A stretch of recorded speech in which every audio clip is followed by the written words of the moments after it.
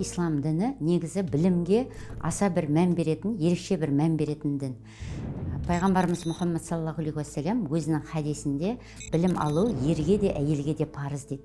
Осыдан біз білеміз, және де басқа да Құранның сүрелерінің аяттарынан қарайтын болсақ, білім алу негізі тек қана ер адамдарға емес, әйел адамдардың да парызы болып келеді.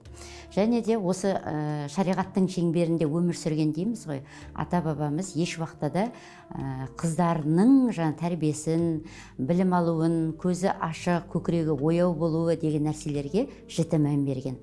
Қазақ даласында ең алғаш қыздардың мектеп ашылған білеміз. Сол секілді тіпті үй тәрбиесінің өзінде қыздың ұяты анаға деп, мынау барын білетін білімін, болашақ бір жерге келін болады, болашақ ұрпақтың анасы деп, барлық білетін тәлім тәрбие болсын, салт дәстүр, отбасылық құндылықтар болсын, бар нәрсені балаларына, қыз балаларына беруге тырысқан. Бір парыздың, осы бір білім алудың маңыздылығын түсіне бермейміз. Сондықтан да болар тек қана әйел адамдардың білімі көбіне мектеп қабырғасымен, университетпен, колледжбен ғана шектеліп қалады.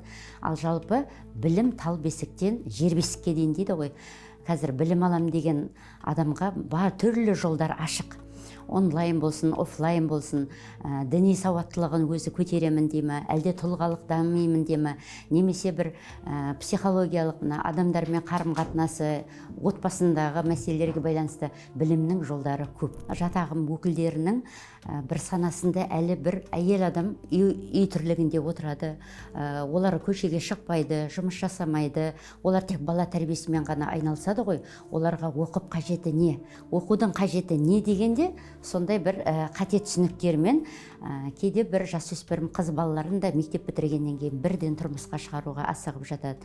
Немесе ары қарай оқуларын жалғастырып, өзінің бір орнын табуға кішкене шектеу қойып жатады. Жалпы қазақта өте әдемі мақал бар: ұлды тәрбиелегенің ерді тәрбиелегенің, қызды тәрбиелегенің ұлтты тәрбиелегенің дейді. Ер адам түздің адамы, сыртта жүретін адам, сыртқы шаруаларды бітіретін, сыртқы шаруалармен айналысатын адам ретінде. Ал әйел адам шаңырақтың ұйытқысы, баланы тәрбиелейді, ұрпақты тәрбиелейді. Сондықтан да әйел адамдар өте жан-жақты білімді, сауатты болуы қажет.